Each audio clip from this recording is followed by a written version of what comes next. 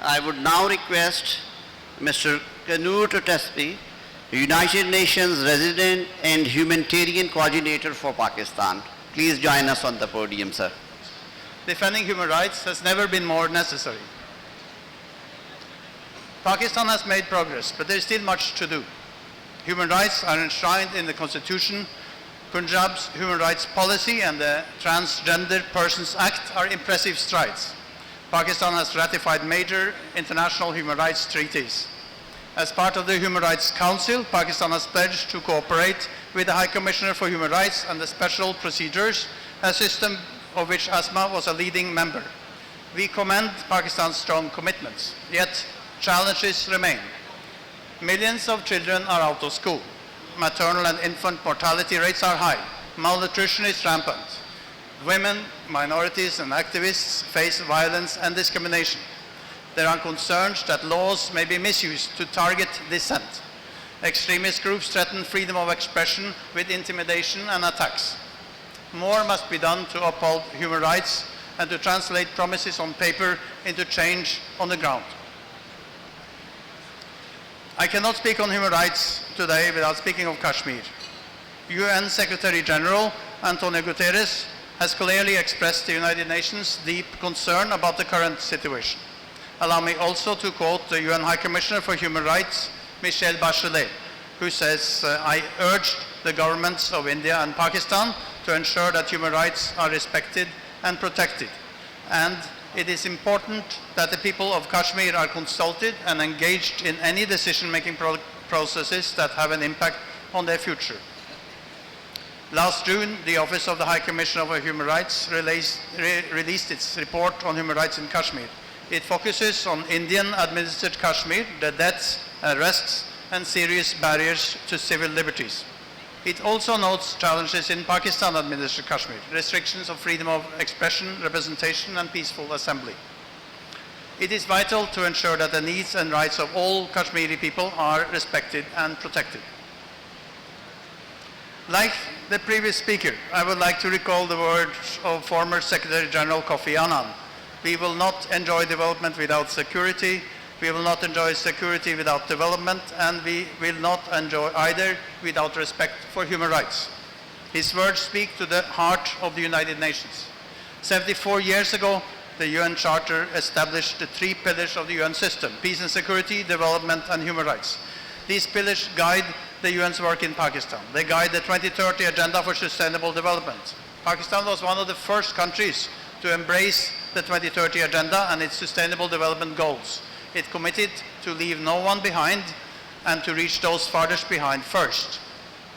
Pakistan can only achieve these commitments by prioritizing human rights. Across Pakistan, the UN is working to advance the Sustainable Development Goals with partners at all levels: the government, civil society, academia, the private sector, and communities. Human rights are the cornerstone of the United Nations Sustainable Development Framework, our framework for cooperation with the government of Pakistan. We are partnering with the Minister of Human Rights to build capacities for protecting basic rights. In March, the UN Human Rights Council adopted the outcome of Pakistan's 3rd Universal Periodic Review. We are steadfast partners of the National Human Rights Commission, the National Commission of the Status of Women, and the provincial commissions, supporting their monitoring and reporting. Initiatives like UNDP's decentralization and local governance project are working to assist more responsive and accountable service delivery. Civil society is a major and important partner in all these efforts.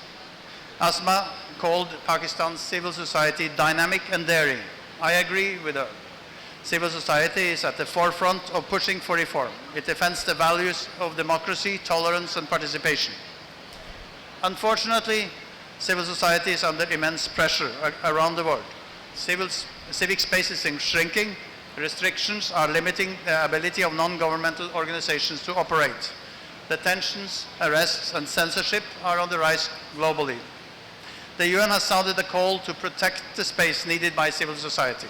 As former Secretary General Ban Ki-moon put it, confident nations are those that see civil society as an indispensable partner in working for the betterment of society. I believe Pakistan is a confident nation. To carry out the government's development programs, authorities need civil society support. To provide this support, civil society needs government to create an enabling environment so that they can function effectively and without constraints. Above all, we need to work together. Governments can put the conditions in place for a people-led process, but they cannot achieve development alone.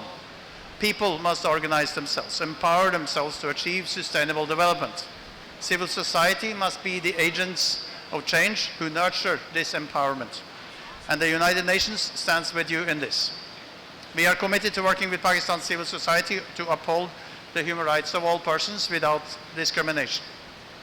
Excellencies, honorable justices, distinguished guests, ladies and gentlemen, the task before us is not easy. Asma knew this. She once remarked, "Who said our work was supposed to be easy? What goal worth fighting for is ever easy." This session is about Asma's legacy, about speaking truth to power. And trust me when I tell you that this is the truth. Security, development, and human rights, unless all these causes are advanced together, none will succeed. Let's work together to make sure all these causes succeed in Pakistan. Asma's presence gave people strength. Let her legacy give us the strength to battle on. Thank you. Shukriya.